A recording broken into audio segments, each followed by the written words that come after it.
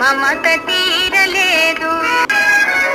క్రూర మృగమ్ముల కోరలు తీసెను, ఘోరారణ్యములాక్రమించెను, హిమాలయముపై జెండా పాతెను, ఆకాశంలో షికారు చేసెను. అయినా మనిషి మారలేదు, అతని కాంక్ష తీరలేదు.